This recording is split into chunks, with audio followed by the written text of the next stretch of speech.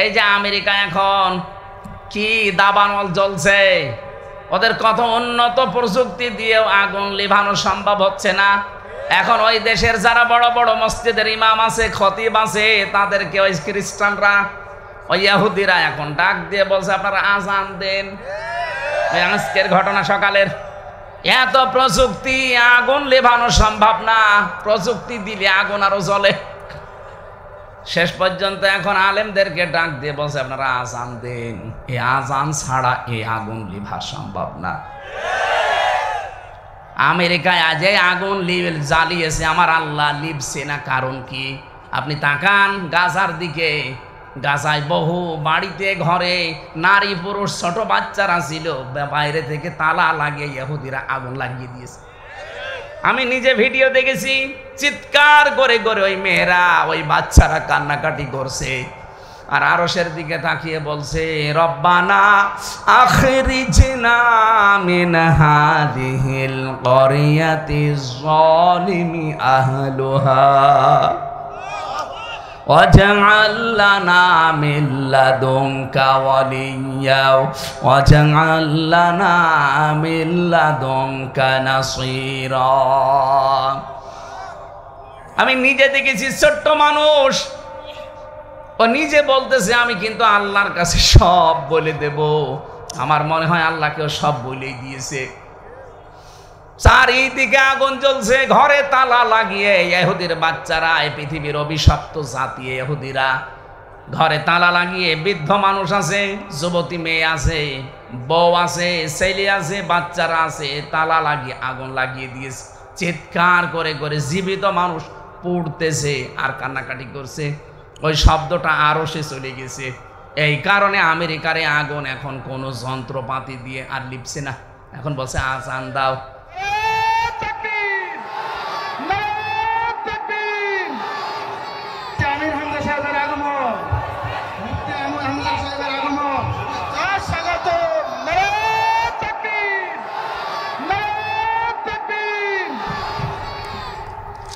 আলহামদুলিল্লাহ, ঝিনাইদহ জেলা সদর থানার অন্তর্গত বামনাইল ঈদগাহ ময়দানে অষ্টম বাৎসরিক তাফসীরুল কোরআন মাহফিলের স্বনামধন্য সভাপতি জনাব মোহাম্মদ ইসমাইল হোসেন, প্রধান অতিথি অধ্যাপক আব্দুল আওয়াল, সেক্রেটারি বাংলাদেশ জামাত ইসলামী ঝিনাইদহ জেলা শাখা।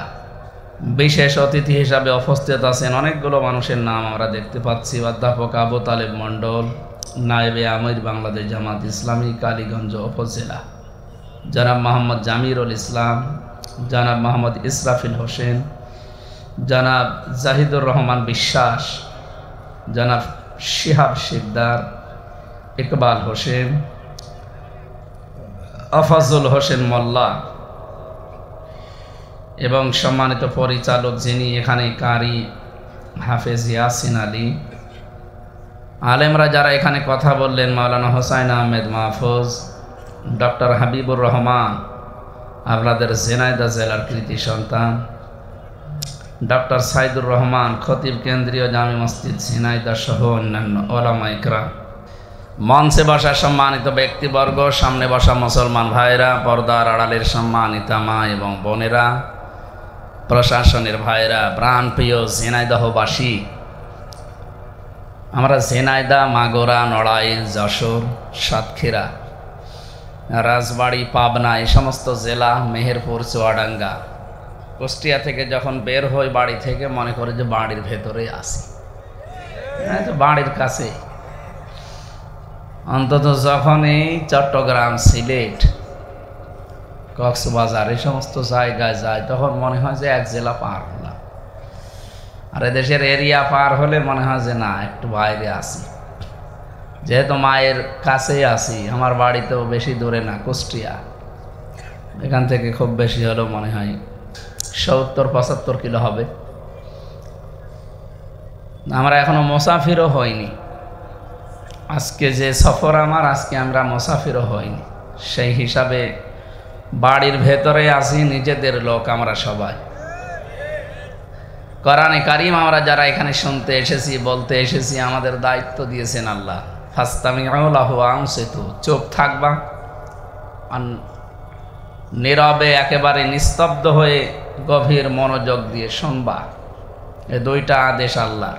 লাআল্লাকুম তুরহামুন, আশা করা যায় আল্লাহর রহমত এখানে নাজিল হবে। আর আমরা যারা বলতে এসেছি আমাদেরকে আল্লাহ একটা দায়িত্ব দিয়েছেন, আমরা বলার সময় যেন পক্ষপাতিত্ব না করি। কারণ এদেশে সব কথাই তো যেই ধরনের মানুষ নিয়ে আসুক সব দলীয় চিন্তাধারায় কথা বলা হয় না। কোরআনে কারিমের কথা বলার লাগবে একেবারে সবার ঊর্ধ্বে।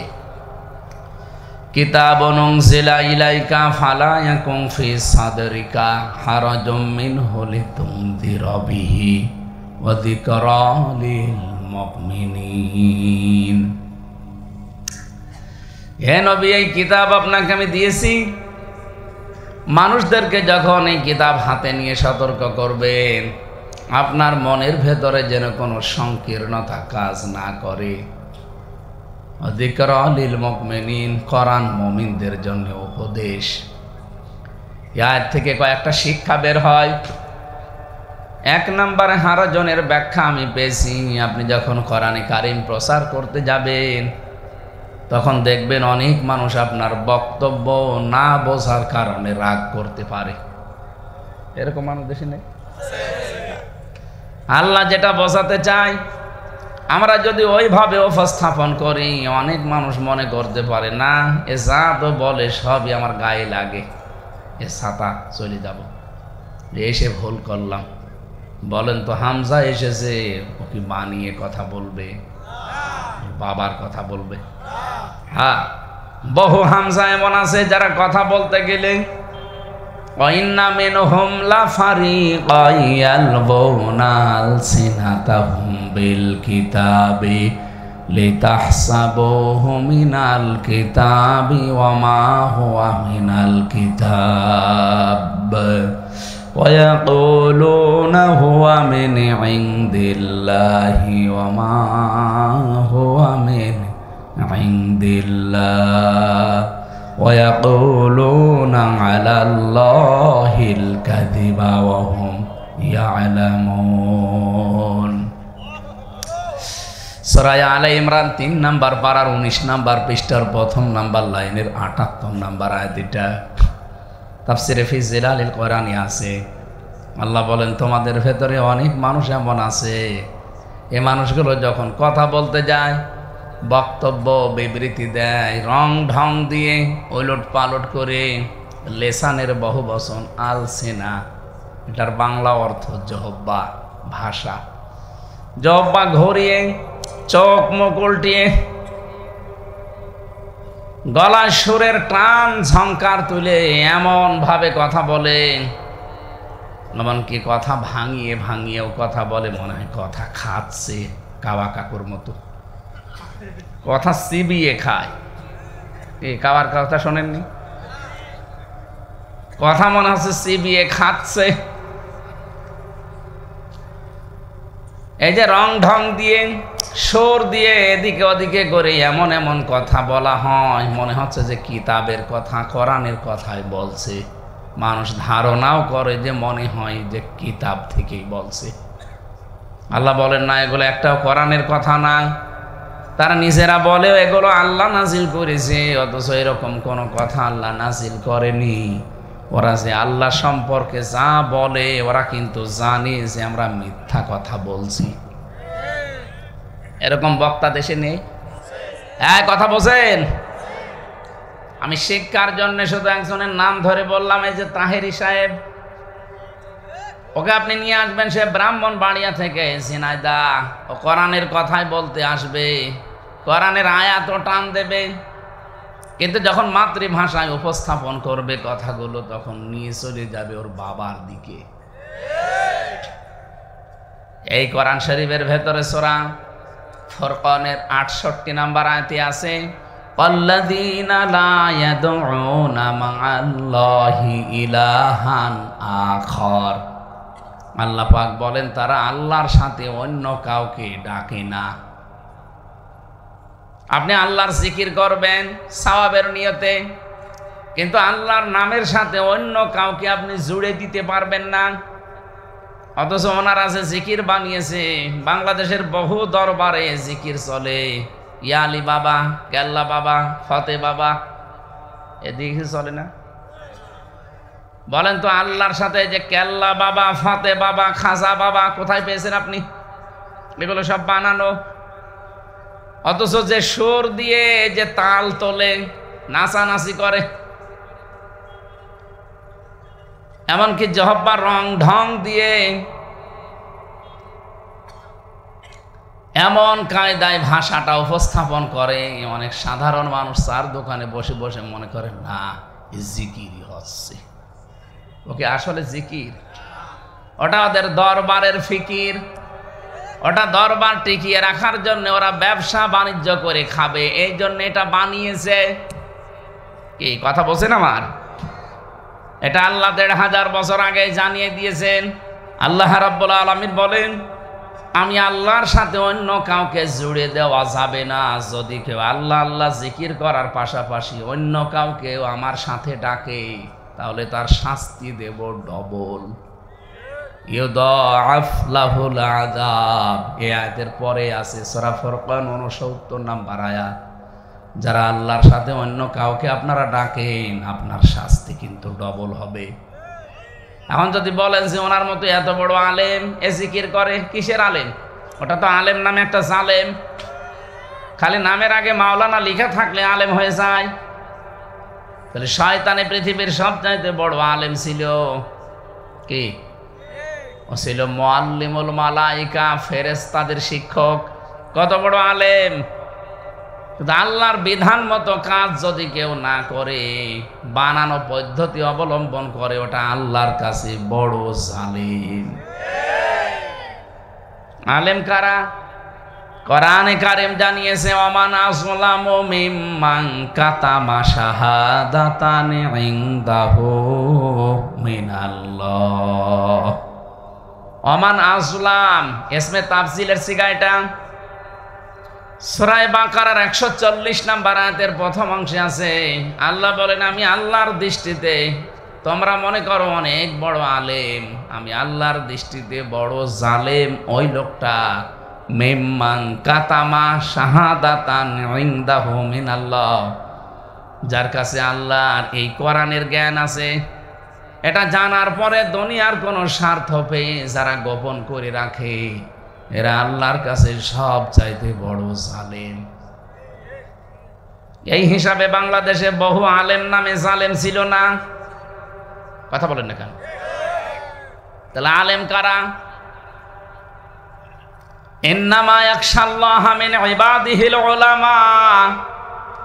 সূরা ফাতিরের ২৮ নম্বর আয়াতের মাঝের অংশে আছে, অবশ্যই আমি আল্লাহকে সবচাইতে বেশি ভয় করে আলেমরা। আল্লাহকে বেশি ভয় করে কারা? সবচাইতে সম্মানিত মানুষ আল্লাহর কাছে আলেমরা। এ পৃথিবীর ময়দানে সবচাইতে বেশি ভয় আল্লাহকে করেছেন নবীরা। ইন্না আকরামাকুম ইনদাল্লাহি আতকাকুম। সূরা হুজুরাতের ১৩ নম্বর আয়াতের মাঝে আছে, অবশ্যই আমি আল্লাহর কাছে সবচাইতে বেশি দামি, সবচাইতে বড় ওই লোকটা যার ভেতরে আমি আল্লাহর ভয় বেশি। তাহলে আল্লাহর কাছে বড় ওই লোকটা যে আল্লাহকে বেশি ভয় করে। আল্লাহকে বেশি ভয় করে তামাম দুনিয়ার ভেতরে যারা আলেম, তারা আলেম কারা? যারা জ্ঞানের ওপরে কাজ করে, জ্ঞানের বাইরে গেলে সে কাজ করবে না, জ্ঞান অনুযায়ী যারা কাজ করে তারা আল্লাহর কাছে বড় আলেম। পৃথিবীতে জ্ঞানের ওপরে সবচাইতে বেশি কাজ করেছে আমরা জানি নবীরা।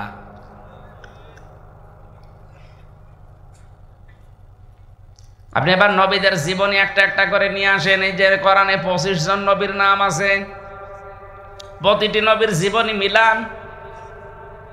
প্রত্যেকটা নবীর জীবনী আমি পড়ে দেখেছি। ইয়া হাসরাতান আলাল ইবাদি মা ইয়াতিহিম মির রাসূলিন ইল্লা কানু বিহি ইস্তাহজিউন।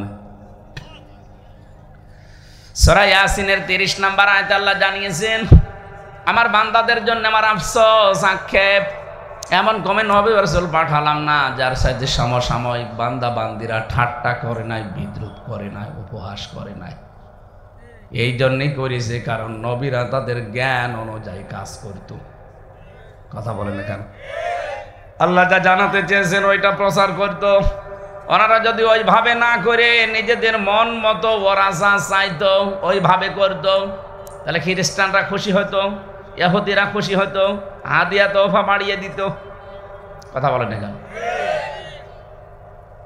আল্লাহ রাব্বুল আলামিন বলেন, ইন্নাল্লাযীনা ইয়াকতুমুনা মা আনজালাল্লাহু মিনাল কিতাবি ওয়া ইয়াশতারুনা বিহি সামানান কালীলা উলাইকা মা ইয়াকুলুনা ফি বুতুনিহিম ইল্লান নার ولا يكلمهم الله يوم القيامة ولا يزكيهم ولهم عذاب أليم।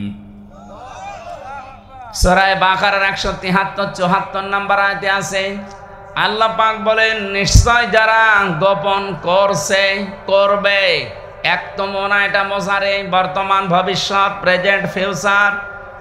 মা আনজালাল্লাহ, যা আমি আল্লাহ নাজিল করেছি, মিনাল কিতাব, আমার এই কিতাবের ভেতরে, ওয়ায়াশতারুনা বিহি সামানান কলিলা, আর এটার মূল্য হিসাবে দুনিয়ায় কিছু স্বার্থ সিদ্ধি পায় আর এটা বিক্রি করে দেয়। এই 15.5 বছরে বহু আলেম নামে জালেম এটা জালেমদের কাছে বিক্রি করেছে। ওরা যদি সঠিকভাবে টিকে থাকতে পারতো, ওরাও সাইদি সাহেবের মতো অন্তত 13 বছর না হলেও 5 বছর জেলে থাকতো। কথা বলেন না কেন? সে লোকটা জ্ঞানের ওপরে আমল করতে গিয়ে যদি 13 বছর জেল খাটে, তা আমার মতো আলেম তো জ্ঞানের ওপরে চলতে গিয়ে 5 বছরও থাকার কথা। এখন যদি বলেন না তার দোষ আছে, আপনার দোষ নেই। কি দোষ আছে তার? তার নাম পাল্টিয়ে বিচার করেছে। তার নাম ছিল দেলাওয়ার হোসাইন সাইদি, নাম দিয়েছে দেল্লু শিকদার। এটা শুধু এখনকার জামানা, আবাহমান কাল থেকে এই নিয়ম নীতি চলে আসছে। আপনি দেখবেন মুসা নবীর নাম ইহুদিরা পাল্টিয়ে দিয়েছে জোসেফ, ওরা জোসেফ বলে ডাকে। আমি বাইরের রাষ্ট্রগুলোতে যখন ইহুদিদের সাথে মিলেছি, তখন ওই যে বাসে ট্রেনে চলাফেরা করতাম, ওই সময় দেখেছি ইহুদিরা মুসা নবীর নাম জোসেফ বলে ডাকে। বাইরের কত রাষ্ট্রে আমি খ্রিস্টানদের সাথেও মিশেছি, তারা হযরতে ঈসা নবীর নাম ঈসা বলে না, বলে যিশু। ইব্রাহিম আলাইহিস সালামের নাম পাল্টিয়ে তারা আব্রাহাম দিয়েছে। হযরতে জাবির রাদিয়াল্লাহু তাআলা আনহু তার জীবনী পড়ে দেখবেন তার নামও পাল্টিয়ে দিয়েছে, কাফেররা দিয়েছে আল জাবরা। মুসলিম বিজ্ঞানী ছিল আল ক্যামি, বিশাল বিজ্ঞানী, তার নামও পরিবর্তন করে দিয়েছে কেমিস্ট্রি। এদেশে আপনি দেখবেন যারা জ্ঞানের ওপরে আমল করে, জালেমরা, তাদেরও নাম পাল্টিয়ে দিয়েছে। হেফাজত ইসলামের সাবেক আমির আল্লামা শাহ আহমেদ শফি রহমতুল্লাহ আলাই, কি সুন্দর নাম, অথচ জালেমরা তার নামই পরিবর্তন করে দিয়েছে তেতুল হুজুর। তেতুল হুজুর দেয়নি? শহীদ আব্দুল কাদের মোল্লা রহমতুল্লাহ আলাইহি, তার নামও পাল্টিয়ে দিয়েছে কসাই কাদের। কি আমি কি বানিয়ে বলছি? এই দুনিয়ায় আমরা দেখলাম যারা সত্যিকারের জ্ঞানের উপরে আমল করতে চায় তাদের নাম জালেমরা আগে পাল্টিয়ে দেয়। আমার নামও পাল্টিয়ে দিয়েছে, পিসকে হুজুর বলে আমারে। আমার রিমান্ডে যখন নিয়ে যেত তাও বলে কই সে পিসকে হুজুর কই। তার মানে নামের পরিবর্তন করা এটা কাফেরদের স্বভাব। ওয়ালা তালমিজু আনফুসাকুম ওয়ালা তানাবাযু বিল আলকাব বিইসাল ইসমুল ফুসুক বাদাল ঈমান ওয়া মান লাম ইয়াতুব ফাউলাইকা হুমুজ জালিমুন। সূরা হুজুরাতের 11 নম্বর আয়াতে আছে আল্লাহ বলেন মানুষের নাম পরিবর্তন করে দেখবা না, উলট পালট করে দিবা না। অথচ 15.5 বছরের দিকে তাকান, মনে হচ্ছে নাম পরিবর্তনের হিড়িক চলছিল। শহীদ জিয়ার নাম পাল্টিয়ে ওখানে লাগিয়েছে শাহজালাল। কথা বলছেন এখানে। বিমানবন্দরের নাম কি? শাহজালাল ছিল। কি ছিল? আপনি কোন কারণে নাম পাল্টিয়ে দিলেন? আপনার ভেতরে এত হিংসা কেন? এদেশের বহু জিনিসের নাম আমরা পরিবর্তন করে দেখি, ওই জায়গাতে আর ওই জায়গার নাম নেই, পাল্টিয়ে সব বাবার নাম দেয়। কি হইল বাবার নাম দিয়ে? বিকাল 5টাও তো বাঁচতে দিল না, সব তো মাটির সাথে মিশিয়ে দিয়েছে। কেউ চোখ তুলে নিয়েছে, কেউ কান কেটে দিয়েছে। কি কথা বলে না কেন? আমাদের কুষ্টিয়ার 5 রাস্তার মোড়ে যেটা ছিল, শয়তান ভাঙা যাচ্ছিল না, সেসব ভেগো নিয়ে এসে ভেঙেছে। জোর করে মানুষের মনে জায়গা পাওয়া যায় না। মানুষের মন জয় করার জন্য ব্যবহার ভালো করা লাগে, মানুষের কাছে যাওয়া লাগে। কিন্তু আজ আমরা বিশ্বে উল্টা পাল্টা দেখছি, অনেকে জোর করে অনেক কিছু আদায় করতে চাচ্ছেন। আপনি পারবেন না, কারণ মানুষের মন কাঁচের চাইতেও মারাত্মক। একবার যদি ভেঙে যায়, জীবনও জোড়া লাগাতে পারবেন না। এই জন্য আগস্টের 5 তারিখের পরে অনেককে আমরা দেখতে পাচ্ছি জোর করে অনেক কিছু আদায় করতে চাচ্ছেন। আপনি পারবেন না। যারা মন জয় করে নিয়েছে তারা আপনার মতো টাকা পয়সা দেয় না, খালি ভালো ব্যবহার আর মুখের ভাষাটা। আমার মনে হয় এই মানুষগুলোর ওপরে দেশের মানুষ এখন জীবন দেওয়ার জন্য প্রস্তুত। আর আপনি 5 টাকা চাঁদা চাইতে গিয়ে 10 টাকার ক্ষতি হয়ে গেছে। কয়েকদিন আগে নারায়ণগঞ্জের বন্দরে রাত 12:30টার সময় চাঁদা আদায় করতে গেছে এক দল। পরের দিন বলছে আমরা চাঁদা আদায় করতে গেলাম, রাতের বেলা মানুষ জানলো কি করে? আরে ভাই, প্রশাসন এই দেশটা একেবারে ভাতের থালার মতো এভাবে রেখে দিয়েছে। আমি নিজে রিমান্ডে দেখেছি ওদের উন্নত জাতের যে মেশিন, আপনি পায়খানায় বসে বসে কি করেন তা ওরা দেখতে পায়। হ্যাঁ, এমন মেশিন ওদের কাছে আছে। আর বলছে আমি রাত 12:30টায় গেলাম চাঁদা চাইতে, কেউ তো ছিল না, জানলো কি করে প্রশাসন? ওরা নখদর্পণে রেখেছে এই দেশটা, শুধুমাত্র পর্যবেক্ষণ করছে কে কেমন কি কাজ করে, খালি দেখতেছি। এই জন্য আমরা নিজেদের জোর করে কারো মন আপনি পাবেন না। আর এই জোর করার অভ্যাস বাদ দিন। মানুষের মন যদি একবার কাঁচের গ্লাসের মতো ভেঙে যায় না, তখন দোয়া দরুদ পড়েও আর কাজ হবে না। এক কথা বোঝেন না? আন্দাজে ঠিক বলেন, বোঝেন? এই জন্য আমরা চরিত্র যেন সংশোধন করে নেই। আমরা সবাই মজলুম এই দেশে। ওই 14 দল বাদ দিয়ে আমরা যা আছি সব কি সবাই মজলুম না? কম বেশি সবাই আমরা মজলুম। ও আমার ভাইরা, যে কথা বলতে চাচ্ছিলাম, যেহেতু আলেম যারা নবীদের ওয়ারিস, তারা এই পৃথিবীতে এখন নবী আর নেই। আছে ইন্নামাল উলামা ওয়ারাসাতুল আম্বিয়া। নবীজি বলেন আলেম যারা তারা আমার ওয়ারিস। আনা খাতামান নাবিয়্যিন আলা নাবিয়্যা বাদি, আমি শেষ নবী, আমার পরে কোনো নবী রাসূল দুনিয়ায় আসবে না। এই কথার ভেতর একটা ইঙ্গিত আছে যে আমি শেষ নবী, আমার পরে কোনো নবী রাসূল। কথা বলেন না? কি বুঝলেন এখান থেকে? একটা প্রশ্ন থেকে যায়। অথচ এর আগে যত নবী রাসূল আল্লাহ পাঠিয়েছে, প্রতিটি নবী রাসূলের পরেই দেখতাম একজন বিদায় নিলে কুল্লামা হালাকা নাবিয়্যুন খালাফাহু আখার, একজন চলে গেলে তার জায়গা আর একজন স্থলাভিষিক্ত হতো। এজন্য জাতির দায়িত্ব থাকতো নবীদের উপরে। বনি ইসরাইলের দিকে তাকান, এক নবী চলে গেলে সঙ্গে সঙ্গে ওই জায়গা পরিবর্তন করে আর একজন বসে পড়তো। তার মানে আর একজন নবী দায়িত্ব নিয়ে জাতির দায়িত্বে তারা থাকতো। কিন্তু নবীজির পরে যেহেতু আর নবী নেই, এখন বিশাল উম্মতের দায়িত্ব নেবে কে? সামাল দেবে কে? অন্যান্য জামানায় আমরা দেখতাম একটা এলাকার জন্য, গোত্রের জন্য, দেশের জন্য একটা নবী পাঠিয়েছে।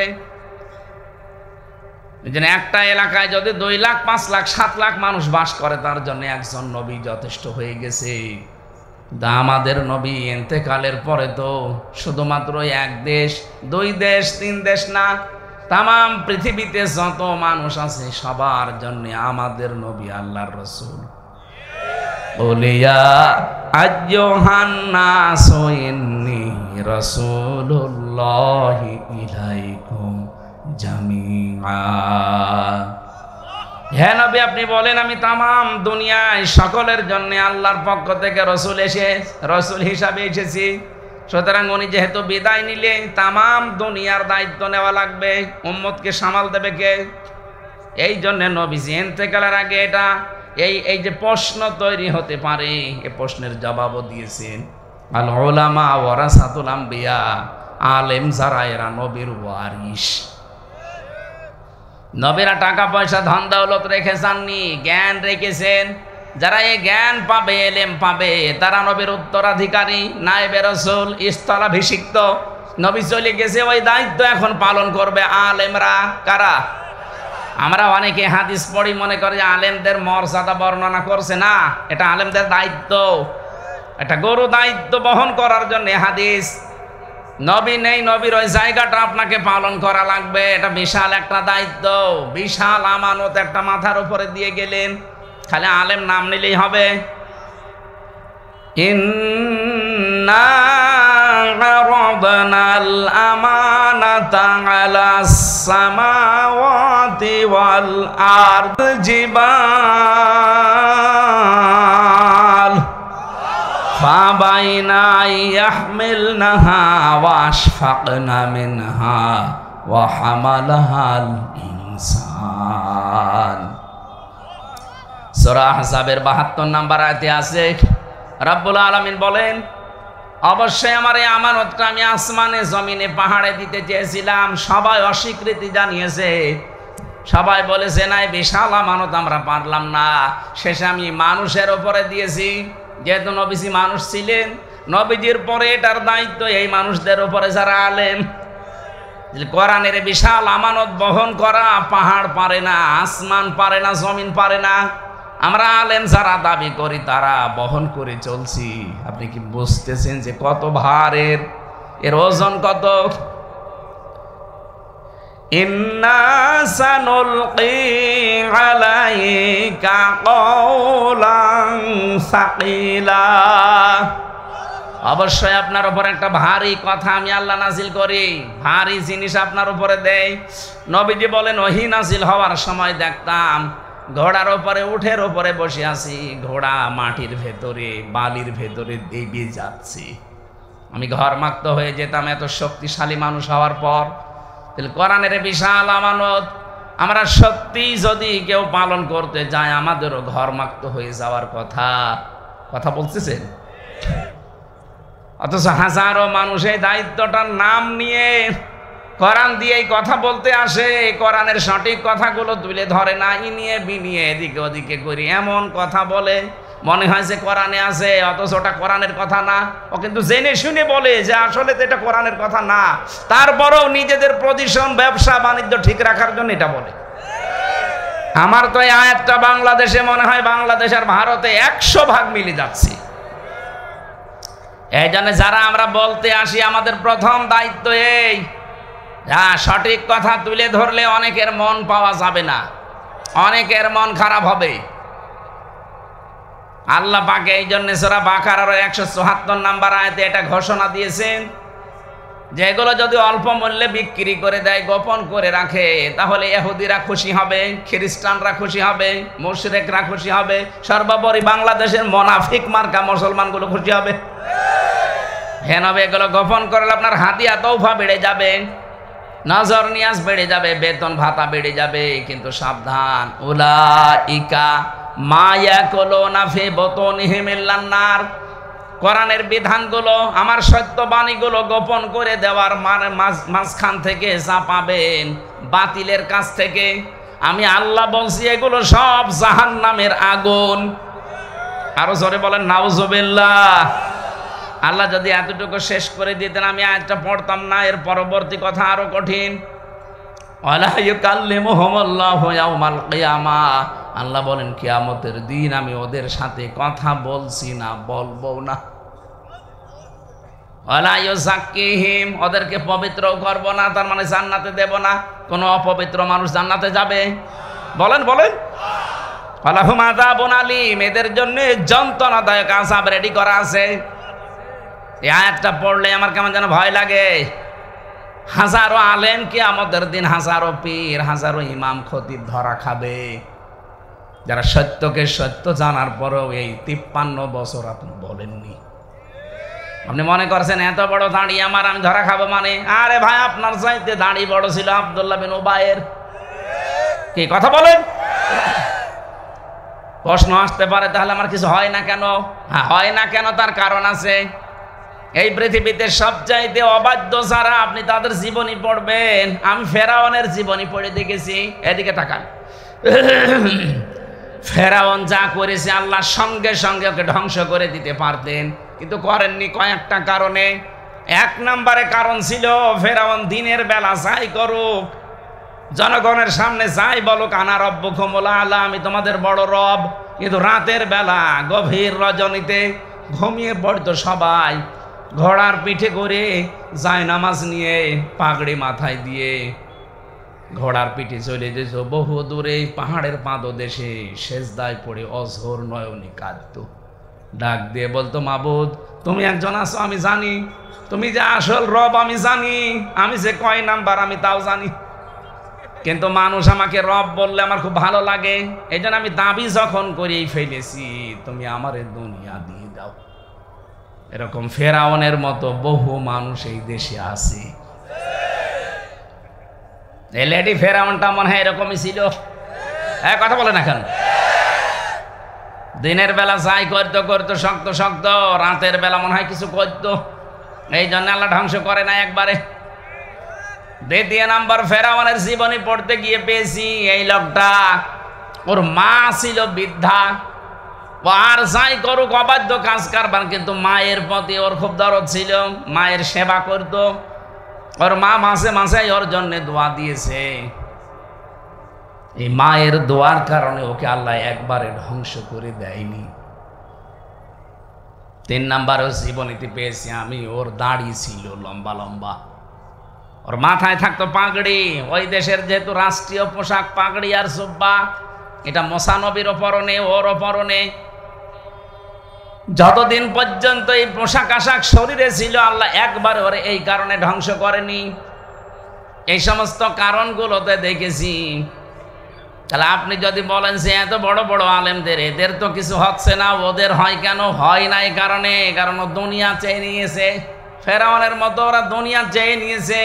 আর দাড়ি দেখে আমার আল্লাহ মনে হয় যে ওর উপরে দয়া করেছে। না, দয়া না। ওয়ালা ইয়াহসাবান্নাল্লাযীনা কাফারু আন্নামা নুমলি লাহুম খায়রুল লিআনফুসিহিম ইন্নামা নুমলি লাহুম লিয়াজদাদু ইসমা ওয়া লাহুম আযাবুম মুহিন। সূরা আলে ইমরান 4 নাম্বার পারা 12 নাম্বার পৃষ্ঠা 9 নাম্বার লাইনে আছে, 168 নাম্বার আয়াতে পাবেন। রব্বুল আলামিন বলেন, কাফেররা ধারণা করে যে দুনিয়ার শান শওকত, ক্ষমতা, টাকা পয়সা, বিত্ত বৈভব, এগুলো আল্লাহ আমাদেরকে মনে হয় কল্যাণের জন্য দিয়েছে, ভালোবেসে। আল্লাহ বলেন না, এগুলোর দ্বারা যখন পাপ করতে করতে জুলুমের একেবারে শেষ পর্যায়ে পৌঁছিয়ে যায়, তখন ওকে আমি অপমানজনক শাস্তি দেই, যার বাস্তব প্রমাণ বাংলাদেশ। ওদের টাকা পয়সা, বিত্ত বৈভব, ক্ষমতা, চেয়ার দিয়েছিল, সব পাগল হয়ে গেছে। ও মনে করছে আল্লাহ আমাদের ভালোবেসে দিয়েছে। এর দ্বারা যখন অন্যায় জুলুম অত্যাচার করতো, এই ক্ষমতা নিয়ে, এই টাকা পয়সা নিয়ে, এই প্রভাব প্রতিপত্তি নিয়ে, এমন এমন জায়গায় পৌঁছিয়ে গেছে, ওর পাপ যখন টইটম্পুর হয়ে গেছে, আল্লাহ বলেন এবার আর ছাড় নেই। 5 মিনিট সময় ছিল, তাও দেয়নি।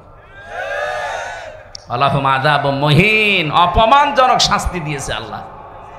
এরকম অপমান তামাম দুনিয়া, এই পচা বস্তা কেউ নিতে চায়নি। এক কথা বলছে না কেন? আপনি তাকান, তামাম দুনিয়ায় 257টা রাষ্ট্র, আসাদ, বাশার আল আসাদের মতো একটা নিকৃষ্ট মানুষ, তাও তো একজন তাকে নিয়েছে, রাশিয়া। আশরাফ ঘানিকেও একজন নিয়েছে। আর এর পাপ মনে হয় এমন বেশি হয়ে গেছে, পয়সে দুর্গন্ধ হয়ে গেছে, বস্তা, এ পচা বস্তা দুনিয়ায় কেউ নিতে রাজি না। নিয়েছে একজন। সে এখন মরছে। যারা যারাই দেখেন জুলুম করে, অত্যাচার করে, এই ক্ষমতার কারণে, টাকা পয়সার কারণে, প্রভাব প্রতিপত্তির কারণে অন্ধ হয়ে পড়েছিল, একটাকেও আল্লাহ ছাড়ে নাই। এই যে কালামানিক, ওরে কলার পাতায় শুয়েছে, গলায় গামছা দিয়ে ওরে সিলেটের বর্ডার থেকে ধরে নিয়ে এসেছে। বলেন তো গলায় গামছা দেয় কাদের? চোরদের। কাদের? একটা বিচারপতি ছিল সুপ্রিম কোর্টের, আর ওকে আল্লাহ গামছা দিয়ে নিয়ে এসেছে। এতটুকুই না, ওর বিসি উড়ে গেছে। হ্যাঁ, ওর বিসি নেই। আপনাদের ভালো লাগে না, আমাদের পছন্দ হয় না, কিন্তু কাছে যখন লাগে। এই যে আমেরিকা এখন কি দাবানল জ্বলছে, ওদের কত উন্নত প্রযুক্তি দিয়েও আগুন লিভানো সম্ভব হচ্ছে না।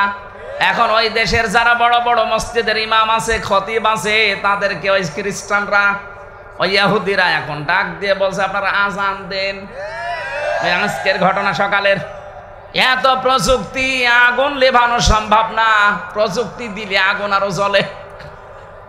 শেষ পর্যন্ত এখন আলেমদেরকে ডাক দিয়ে বলছে আপনারা আজান দেন, এই আজান ছাড়া এই আগুন লিভা সম্ভব না।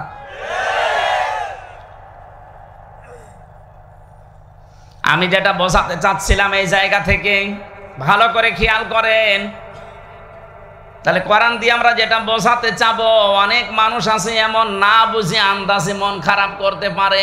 এটা 53.5 বছর বেশি করেছে, এখনো অনেকে করে। কথা বলছে না কেন? মাওলানা মিজানুর রহমান আজহারি অনেকটা ইঙ্গিত দিল যে এক দল খেয়েছে, আর এক দল খাওয়ার জন্য মনে হয় রেডি হয়ে আছে। আপনাকে বলেছে 48টা নিবন্ধিত দল আছে এই দেশে যারা নির্বাচন করতে পারবে, একটা দলও তো কিছু বললো না। আপনার গায়ে লাগবে কেন? ওরা এখন মানুষের কাছে বলে কোরআনের বিধান চালু হলে হাত কেটে দেবে। আরে হাত কাটবে তো চোরের, আপনার কি? আপনি কি চোর? বলেন, স্যার চোর যারা তাদের হাত কাটা হবে, আপনি তো চোর না, আপনার ভয় করে কেন?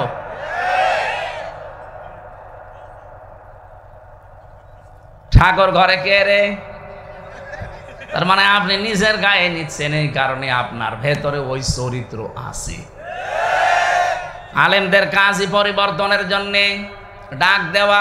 আরে ভাই, আমরা তো পরিবর্তনের জন্য ডাক দেই, কারো নাম বলি, আমি কথা বলি না। এরপরও আপনি নিজের দিকে টেনে নেন, কোন কারণে টেনে নিচ্ছেন?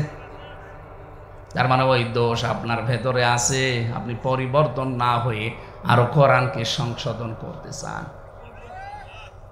এ কোরআনের কথা হামজার মুখ দিয়ে অ্যাডভার্টাইজ হচ্ছে, আপনি কি মেনে নেবেন না কোরআন সংশোধন করবেন? এখন এই যে মিজানের নামে, হামজার নামে কত উল্টাপাল্টা কথা আপনি ছড়াচ্ছেন, এটার দ্বারা আপনার মান সম্মান কত কমতেছে আপনি জানেন? এটা তো আগস্টের 5 তারিখের আগে নিজে কালো চশমা দেওয়া আছে চোখে, এখন আগস্টের 5 তারিখ পার হয়ে গেছে, চশমা চোখে নেই, মানুষ এখন সব দেখতে পাচ্ছে। এই জন্য নিজেকে সংশোধন করে। কোরআনের কথা বললে রাগ হবে, রাগ হয়ে চলে যাবে, এমন কিছু মানুষ আছে। দ্বিতীয় নম্বর হারজনের ব্যাখ্যা হচ্ছে, আবাহমান কাল থেকে অনেক নিয়ম নীতি ইসলাম মনে করে এই দেশে পালন করা হয়, অথচ ওটা ইসলাম না। যখন আপনি তাফসির করবেন, তাফসির মানে খুলে ফেলা। তাফসির মানে কি?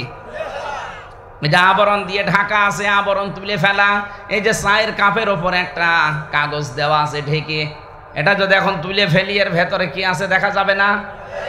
তাফসির করলে এই পরিবারে, এই সমাজে, এই রাষ্ট্রে, এই দেশে কারা ইসলামের নাম নিয়ে অবৈধ কাজ কারবার করছে, অন ইসলামিক কাজ করছে, কারা জুলুমের পর্দা, শিরিকের পর্দা, কুফরির পর্দা, বেদাতের পর্দা দিয়ে নিজেকে ঢেকে রেখেছে, জনগণ তো বোঝে না যে ঢাকা তো আছে, কিন্তু যখন তাফসির করবেন তখন কুফরি প্রকাশ হয়ে যাবে, শিরিক প্রকাশ হয়ে যাবে, জুলুম প্রকাশ হয়ে যাবে, বেদাত, তখন মানুষ বুঝবে এটা জাতির সর্বনাশকারী।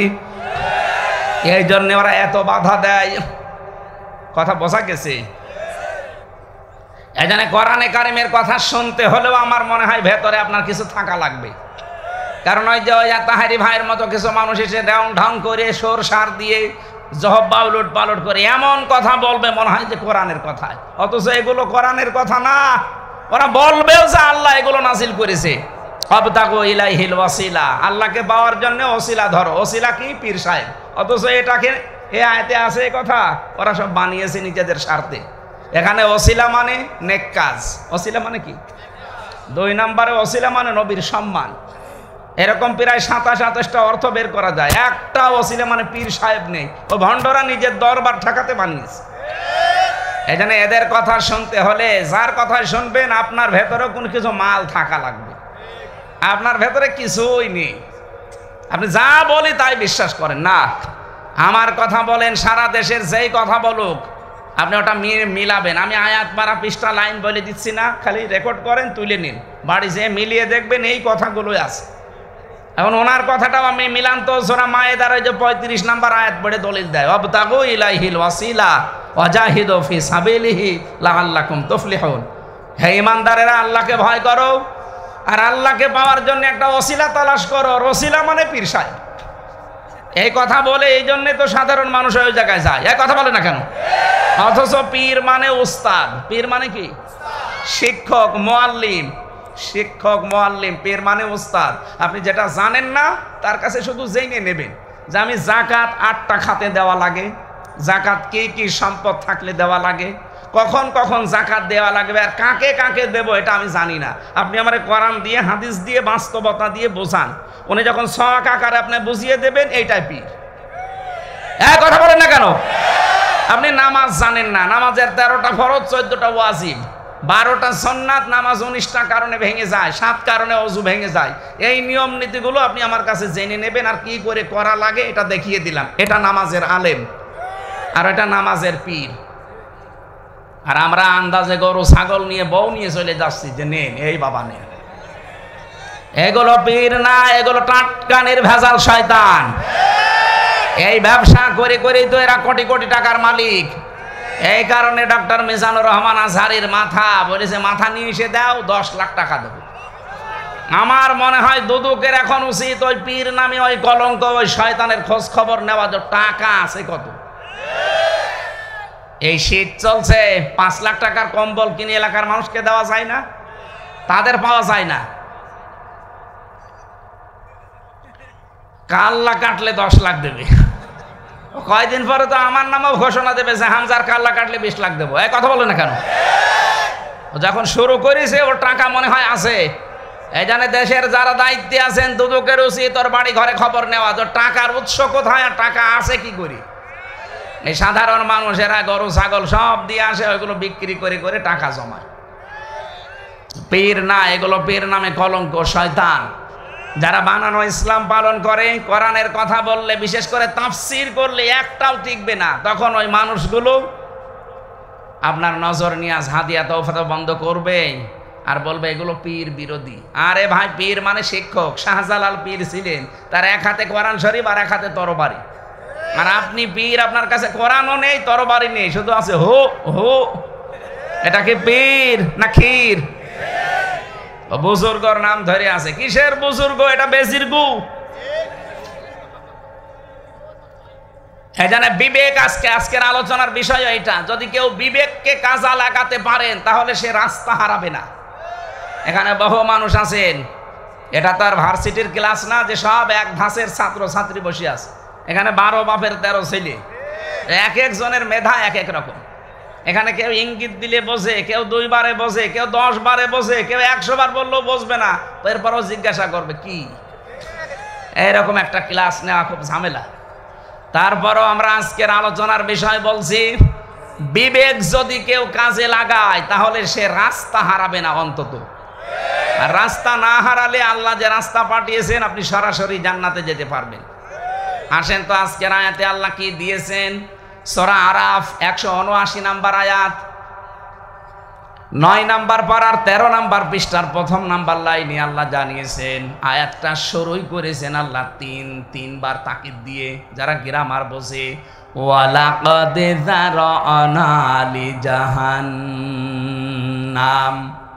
আল্লাহ পাক বলেন অবশ্যই অবশ্যই অবশ্যই অধিকাংশ জিন আর মানুষকে আমি আল্লাহ বানিয়েছি জাহান্নামে দেব। এই কারণে এখানে শব্দের দিকে খেয়াল করেন তো, কাসির না কাসির? কাসির দেয়নি, কাসির দিয়েছেন। যদি কলিল দিত, কলিলা দিত, তাও তো একটা অর্থ হয়তো যে অল্প স্বল্প। আল্লাহ কাসির দিয়েছেন, তার মানে অনেক বেশি। অধিকাংশ মানুষ আর জিন জাহান্নামে যাবে, এতটুকু বললেও তো হয়ে যেত। আল্লাহ কেন তাকিদ দিলেন? ওয়া লাম কদ, অবশ্যই অবশ্যই অবশ্যই আমি আল্লাহ জাহান্নামে দেব অধিকাংশ মানুষ আর জিনদেরকে। কারণ কি? লাহুম কুলুবুল লা ইয়াফকাহুনা বিহা, যাদের কলব আছে, হৃদয় আছে, চিন্তা ভাবনা করার ক্ষমতা আছে, কিন্তু তাদের চিন্তা নেই। তার মানে যারা বিবেকটা কাজে লাগাবে না, এই মানুষগুলো জাহান্নামে যাবে। এ ঘোষণা কার? আরো জোরে বলেন। আপনি যদি বিবেকটা কাজে না লাগান, আপনি যেই হন না কেন, আপনি কিন্তু জাহান্নামের দিকে দৌড়াচ্ছেন। থামেন, আপনাকে শয়তান দখল করে ফেলিছে।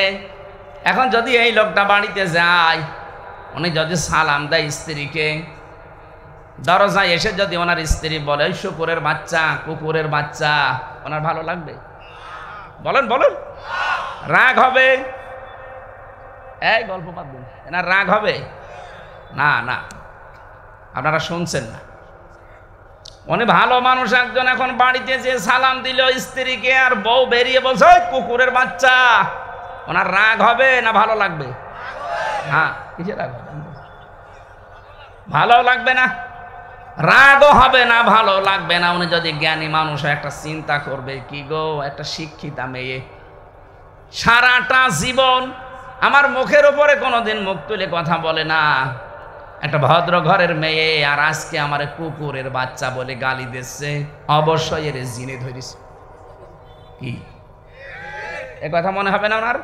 যদি জ্ঞানী মানুষ হয় এই কথা মনে করবে যে ওরা জিনে ধরিছে, ওরা ভূতে ধরিস। আপনি যখন দেখবেন যে আপনার বিবেকটা আছে কিন্তু কাজে লাগছে না, আপনি দেখার পরও না দেখার ভান করে থাকেন। এই যে পাশের জেলা, পাশের থানা কালীগঞ্জের যে এমপি সাহেবকে মেরে ফেললো মানুষেরা, যে যারাই মেরেছে কাজটা ঠিক করেনি, অত টুকরা করা ঠিক হয়নি, একটু কম করা লাগতো। টুকরাই খুঁজে পাওয়া যাচ্ছে না। অথচ একটা জীবিত ছেলেকে চোখ তুলে নিয়েছিল। এই কথা বলে না কেন? আপনি তাকে মেরে ফেললেন, কি যেন সোহান নাকি নাম, আপনি মেরে ফেলতে পারতেন, কিন্তু চোখ তুলে নিলেন কেন? আমার আল্লাহ কি এমনি এমনি ছেড়ে দেবে? আমেরিকায় আজ আগুন জ্বালিয়েছে, আমার আল্লাহ লিপছে না, কারণ কি? আপনি তাকান গাজার দিকে, গাজায় বহু বাড়িতে ঘরে নারী পুরুষ ছোট বাচ্চারা ছিল, বাইরে থেকে তালা লাগিয়ে ইহুদিরা আগুন লাগিয়ে দিয়েছে। আমি নিজে ভিডিও দেখেছি, চিৎকার করে করে ওই মেয়েরা, ওই বাচ্চারা কান্নাকাটি করছে, আর আরশের দিকে তাকিয়ে বলছে, রব্বানা আখরিজনা মিন হাদিহিল ক্বরিয়াতিজ যালিমি আহলুহা ওয়াজআল লানা মিন লাদুনকা ওয়ালিয়্যা ওয়াজআল লানা মিন লাদুনকা নাসীরা। আমি নিজে দেখেছি, ছোট্ট মানুষ, ও নিজে বলতেছে আমি কিন্তু আল্লাহর কাছে সব বলে দেব। আমার মনে হয় আল্লাহকেও সব বলেই দিয়েছে। চারিদিকে আগুন জ্বলছে, ঘরে তালা লাগিয়ে ইহুদির বাচ্চারা, এই পৃথিবীর অভিশপ্ত জাতি ইহুদিরা, ঘরে তালা লাগিয়ে, বৃদ্ধ মানুষ আছে, যুবতী মেয়ে আছে, বউ আছে, ছেলে আছে, বাচ্চারা আছে, তালা লাগিয়ে আগুন লাগিয়ে দিয়েছে। চিৎকার করে করে জীবিত মানুষ পুড়তেছে আর কান্নাকাটি করছে। ওই শব্দটা আরো সে চলে গেছে। এই কারণে আমেরিকার আগুন এখন কোনো যন্ত্রপাতি দিয়ে আর লিপছে না, এখন বলছে আজান দাও। মেয়ে ছেলেটার মা কি বলেছিল আপনি দেখেছেন? যে আপনি আমার ছেলেকে মেরে ফেলবেন, ফেলেন, চোখ তুলে নিলেন কেন? এ দুনিয়াতে আমি কাউকে বলবো না, আমি আল্লাহর কাছে আরো সে বিচার দিয়ে দিলাম। আল্লাহ পাক মনে হচ্ছে তার মায়ের কথাটা শুনেই ফেলেছেন। আপনি তো শুধু চোখ তুলেছিলেন, আপনার এমন কোন জায়গা নেই যে তালা তোলা হয়নি। গোয়েন্দা বিভাগ রিপোর্ট দিয়েছে যে তার লজ্জাস্থান নাকি কয়েক টুকরা করে ফেলেছে। আপনি তো তার শুধু চোখ তুলেছিলেন, আপনার কি কিছুই নেই। জানাজা পড়ানোর জন্য এক টুকরা মাংস খুঁজে পাওয়া যাচ্ছে না। এই জন্য দুনিয়াতে যে যা করছে, আপনার বিবেকটা কোন জায়গায় গিয়েছিল এই দৃশ্যটা দেখার পরে? ওই সময় সারা দুনিয়ার কঠিন হৃদয়ের মানুষও কান্নাকাটি করেছে, অথচ অনেক শয়তান বলেছে না, ও চোখ তুলে নিয়েছে, ভালোই হয়েছে। যে যা করবে দুনিয়ায় ওইটা কিন্তু আল্লাহ পুরাটা উল্টিয়ে আপনার জীবনে দেখাবে। আমাদের আদালতে যখন তুলতো আমরা দেখেছি মাথায় দড়ি দিয়ে, পেছনে হ্যান্ডকাপ বেঁধে, এই কালো টুপি পরিয়ে দিত, আবার বুকের সাথে দিত একটা জ্যাকেট যেন কেউ গুলি মারলেও না লাগে, কি সেফটি দিয়ে নিয়ে যাচ্ছে। পায়ে ডান্ডা বেড়ি দিত মাজার সাথে বেঁধে, দুই পায়ে ডান্ডা বেড়ি দিয়ে আবার মাজায় মোটা এরকম মোটা দড়ি লাগিয়ে মনে আছে ছাগল টেনে নিয়ে যাচ্ছে। যা করেছেন আমার আল্লাহ ঠিক উল্টিয়ে দিয়েছে।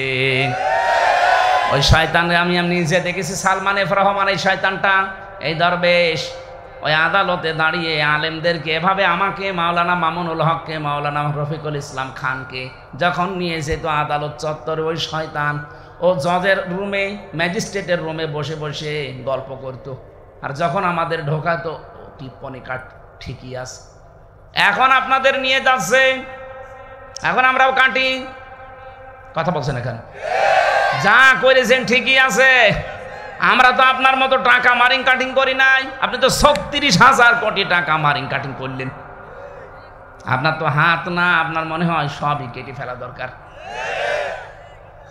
10 টাকার বেশি চুরি করলে যদি হাত কেটে দেওয়া লাগে, ও ৩৬,০০০ কোটি টাকা 7টা ব্যাংক থেকে চুরি করিস, ওর কি কাটা লাগবে বলেন তো? সব কেটে ফেলা লাগবে, ওর কিছু না রাখার দরকার।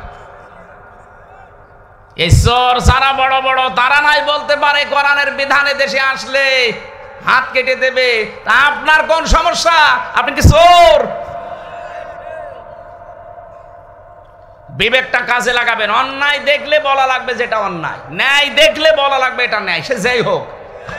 স্বাধীন হয়েছে দেশটা, ২৭৩২ জন মানুষ জীবন দিয়েছে, ২৭৮০ জন মানুষ বিভিন্ন অঙ্গ প্রত্যঙ্গ হারিয়েছে, ৩৪,০০০ মানুষ বিকলাঙ্গ হয়ে গেছে। এমনি এমনি স্বাধীন হয়েছে?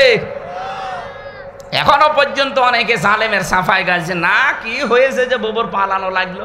আরে শয়তান, বুবু কি করেছে আপনি জানেন? আয়না ঘর বানিয়েছে। কি কষ্ট দিত আলেমদের ওই জায়গায় নিয়ে। কেউ 2 বছর, 5 বছর, 7 বছর, 12 বছর, 14 বছর পড়ে আছে দুনিয়ায়, কেউ জানেই না। পায়ের ভেতর দিয়ে হাত দিত, পায়ের ভেতর দিয়ে ভাবে দিয়ে, সামনে ব্যারিকেড আছে, ওর সাথে হাত লাগিয়ে তালা লাগিয়ে দিত। টের পাচ্ছেন? আপনি ঘুমিয়ে থাকবেন, পায়ের সাথে চেন লাগানো, পা শার্ট করতে পারবেন না। মাওলানা মুফতি ফখরুল ইসলাম আমার সাথে ছিল ফাঁসির ওই কন্ডেম সেলের ভেতরে, 3টা বছর আমার সাথে ছিল। মাঝে মাঝে দেখতাম, এমনিতে তো এদিকে 3 হাত, এদিকে 2.5 হাত, এতটুকু ঘর, একদম শাটপাট হয়ে পড়ে আছে। আরে ভাই, আপনি এরকম করে সব হাত পা ছেড়ে দিয়ে থাকেন কেন? বলছে, হামজা তোমার সাথে কি হয়েছে আমি জানি না, তবে আমারে নিয়ে এইভাবে করে চেন দিয়ে আটকিয়ে রাখত, 24 ঘন্টা আমি তালা লাগানো। 1.5-2 মিনিট সময় দিত টয়লেট করার জন্য। পচা ছোলা দিত কয়েকটা, 1 মুঠ মতো সকালে, আর দুপুরে 1 মুঠ খাবার দিত, মনে হচ্ছে কেউ মাখিয়ে দিয়েছে। এই যে শুয়ে থাকা, এটা যে কত বড় নিয়ামত আমি এখন টের পাচ্ছি। আমার মনে হয় জেলখানায় আমার খাবার যদি নাও দেয়, শুধু আমি শুয়ে থাকবো, এটাই আমার শান্তি। আর আপনি বলেন যে জালেম কি করেছে? আপনার সাথে তো করেনি। আমার 3টা বছরে জীবন শেষ করে ফেলিস, আমি এখন স্বাভাবিকও না। আমার পিঠের এই নীলদাঁড়া এখনো পর্যন্ত ব্যথা, বসে থাকতে পারে না। কত রোগ হয়ে গেছে, জীবনে ডায়াবেটিসের নামই শুনি নাই আমার বংশে, অথচ এখন আমার ডায়াবেটিস 27, আজকেও সকালে মাপলাম 19। শেষ করে দিয়েছে জালেমরা, আর ওরা এখনো জালেমের সাফাই গায়। যে কি হয়েছে যে পালিয়ে চলে যাওয়া লাগলো? পালিয়ে যাওয়া লাগতো না, আর 5 মিনিট থাকলে ভর্তা হয়ে যেত। বলেন, গত কয়েকদিন আগে আমি যাচ্ছিলাম ওই যে মৌলভী বাজার, সময় যেহেতু নেই এই জন্য ওরা হেলিকপ্টার পাঠিয়েছে। যাওয়ার সময় নারায়ণগঞ্জ পার হওয়ার সময় আমারে ড্রাইভার গিয়ে পাইলট সাহেব বলছে, এই যে পাশে যে হুক আছে, এই দরজার হুক লাগান। হুজুর ওখানে চাপ দিয়েন না, কেন? খুলে পড়ে যাবেন। মনে মনে ভাবছিলাম, আল্লাহ ওরা যে 2 বোন পালিয়ে গেল, একটু যদি খুলে যেত, আমার সামনে পড়তো, ওরা আমি একেবারে জীবনের মতো শিক্ষা দিয়ে দিত, যদি একা একা আমার সামনে পড়তো। হ্যাঁ, কথা বলছেন? কি করেছে আপনার বাবা? যদি ওই বছর 10 বছর 8 বছর আয়না ঘরে থাকতো, আপনি টের পেতেন কি করিস। আমার মেয়েটা, যেটার 7 মাস রেখে গিয়েছিলাম, ওর এখন 4 বছর বয়স, ওটা এখনো পর্যন্ত আমার কাছে আসতে চায় না, ও তো চেনেই না আমারে। আর আপনি বলেন কি করেছে জালেমরা? আপনার বিবেক কি মরে গিয়েছিল? এখন ওদেরকে মাথায় দড়ি দেয় না, এমনি টেনে নিয়ে যায়, তাই অনেকের সহ্য হয় না। হ্যাঁ, এরকম করে। আরে শয়তান, আলেমদের মাথায় দড়ি দিয়েছে, তখন তুমি একটা কথা বলনি। তখন যেহেতু তোমার বিবেকে কাজ করেনি, এখনো একটা কথা বলতে পারবে না। ওদের কিছুই হয়নি। এই কামরুল টাক, এই গমচোর, এই শয়তান নাকি 2 তলায় ওঠার কথা ছিল, 4 তলায় তুলতে গিয়েছে আদালতে। বলছেন এত ইতরামি ভালো লাগে না। ইতরামি দেখেছেন কি? আপনি 15 বছর কি করেছেন আলেমদের সাথে? আপনারা কিছু করা হয়নি এখনো। আপনাদের শুধু ডিম দেখায়, ডিম দেয়নি, ডিম দেওয়া লাগবে আপনাদের। আমি দেখেছি আমার নিজের সামনে এইভাবে মেশিন নিয়ে এসে বলতো, এগুলো দিয়ে আমরা এই নখ তুলি হাতে পায়ে। শিবিরের সাবেক সভাপতি ডক্টর শফিকুল ইসলাম মাসুদ, তার হাতের পায়ের সব নখ তুলেছে শয়তান। শিবিরের সাবেক সভাপতি দেলাওয়ার হোসেন, তার গরম করে ওর লজ্জাস্থান দিয়ে ঢুকিয়েছে, পুরুষাঙ্গ নষ্ট হয়ে গেছে। পরবর্তীতে চিকিৎসা করে আল্লাহ আবার ফেরত দিয়েছে। আর শয়তানরা বলে কি হয়েছে, আমাদের উপর এমন করছে। আপনার বিবেকটা কাজে লাগে না ভাই। আজ বাংলাদেশে শরীয়ত বিরোধী বলেন, বিবেক বিরোধী বলেন, অন্যায় যে করবে সে যদি আমার বাবাও হয়, তার বিপক্ষে যাওয়া লাগবে, নয়তো আপনি পথ হারিয়ে ফেলবেন। হ্যাঁ, কোরআনের এইটাই মেসেজ যে আপনি পথ হারিয়ে ফেলবেন যদি বিবেক আপনার কাজে না লাগে। সুতরাং চাঁদাবাজি করা, এটা মানবতা মেনে নেয়, বিবেক মেনে নেয়? বলেন, একটা মানুষ 14 বছর 20 বছর বিদেশ খাটে, এত কষ্ট করে কিছু টাকা নিয়ে এসে একটা বাড়ি বানাবে ঝিনাইদা, আর বড় ভাই যাবে, মেজো ভাই যাবে, সেজো ভাই যাবে, ছোট ভাই যাবে, বলে মিষ্টি খাবো। মিষ্টি কয় টাকা? 5 লাখ। ওরে শয়তান, কোন দেশের মিষ্টি তোমার 5 লাখ টাকা লাগবে? এই চাঁদাবাজি না করে ভিক্ষা করে খাওয়া ভালো। এই জন্য এই কাজটা যে করছে, এখন যদি আপনি দলীয় লোক বলে সাপোর্ট দেন যে না আমার দল করে, ওই এতদিন অত্যাচারিত হয়েছে, তা আপনি অত্যাচারিত হয়েছে, আমি হয়নি, আমি তো গেলাম না চাঁদাবাজি করতে। সুতরাং যেই যাবে সে যেই হোক, ও যদি জামাত ইসলামের লোক হয়, ও যদি বিএনপির লোক হয়, ও যদি চরমনার লোক হয়, সে যেই হোক, চাঁদা তো দেওয়া যাবে না, তখন সব এক হয়ে যাওয়া লাগবে। এখানে যদি সব এক না হন, আপনিও ধরা খাবেন কিয়ামতে। 2 দিন পরে আপনার মেয়ে তুলে নিয়ে যে আনন্দ করবে, তখন টের পাবে। কি কথা বলছেন না কেন? এই জন্যই তো বৈষম্য বিরোধী ছাত্র আন্দোলনে জীবন দেওয়া লাগলো, যে অন্যায় আমরা করি না, অন্যায় মেনেও নেব না। বিবেকটা কাজে লাগান, নয়তো কিন্তু সামনে মুসিবত আছে আপনারও। আপনি বলছেন হয়তো আমার না, ও অন্যের মেয়ে নিয়ে যাচ্ছে, কয়দিন পরে আপনার বোন নিয়ে যাবে, সেদিন বুঝবেন যে এটা আমার, তখন আর আফসোস করে লাভ হবে? এটা শুধু দুনিয়ার বিষয় না, মরণের পরেও যারা বিবেককে কাজে লাগান না, মরণের পরে তারা সবচেয়ে বেশি আফসোস করবে। জাহান্নামে যখন নিয়ে যাবে, কুল্লামা উলকিয়া ফিহা ফাউজুন সাআলাহুম খাজানাতুহা আলাম ইয়াতিকুম নাযীর ক্বালু বালা ক্বাদ জাআনা নাযীর। ফেরেশতারা জাহান্নামের যে দারওয়ান মালিক জিজ্ঞাসা করবে, কি তোমাদের কাছে কোনো সতর্ককারী যায়নি? বলবে গিয়েছিল, ওদের কথাও শুনেছিলাম, কিন্তু মনে করতাম ও বেটা মনে হয় মিথ্যা কথা বলে। আমার মনে হয় আয়াতটা এখন আমাদের জীবনে অনেকের সাথে মিলে যাচ্ছে। কথা বললে আপনার বিশ্বাস হতে চায় না, চোখ বন্ধ হোক তখন বিশ্বাস হবে। এত বলি যে সোজা হয়ে চলেন, বাঁকা পথে চলেন না। সোজা আপনি হবেন, চকলেটের মতো মরিয়া আপনাকে নিয়েও যাওয়া হবে কবরে, তখন আপনার আর নড়াচড়া থাকবে না। আপনি যদি বাঁকা হয়েও মরে যান, মরণের পরে কিন্তু লোকজন আপনাকে একেবারে সোজা করে ফেলবে, না তো কাফনের কাপড় পরাবে কি করে? যতই বাঁকা হয়ে মরেন, বাঁকা পথে চলেন, মরণের পরে সোজা করে একেবারে চকলেটের মতো সোজা করে মুড়িয়ে ফেলবে। কথা বলে ঠিক কিনা? এজন্য বিবেকটা আজকেই কাজে লাগাবেন। আমি এখানে দল বুঝি না, দলদারি বুঝি না, আমার আত্মীয়করণ বুঝি না, আমি বুঝি আমার বিবেকে সায় দেয় কিনা। সাহাবী প্রশ্ন করলেন, হে নবী, আমার ভেতরে ঈমান আছে, এটা আমি টের পাবো কি করে? নবীজি বললেন, তখন দেখবা অন্যায় দেখলেই তোমার বিবেকে সায় দেয় যে না এটা অন্যায়, ন্যায় কাজ দেখলেই তোমার কাছে আনন্দ লাগে, তখন বুঝবা যে তোমার ভেতরে ঈমান আছে। আমাদের ভেতরে এটা যেন তৈরি হয়, বলেন আমিন। সূরা জুমারের ভেতরে আমরা পেয়েছি ফেরেশতারা যখন ধাক্কাতে ধাক্কাতে নিয়ে যাবে, জাহান্নামের গেটে যাওয়ার পরে সবচাইতে বেশি গরম শোনা লাগবে জাহান্নামের গেটে। দারওয়ান যিনি মালিকের কথা বললাম, ওই ফেরেশতা তখন বলবে, আলাম ইয়াতিকুম রুসুলুম মিনকুম ইয়াতলুনা আলাইকুম আয়াতি রাব্বিকুম ওয়া ইউযিরুনাকুম লিকা ইয়াউমিকুম হাদা।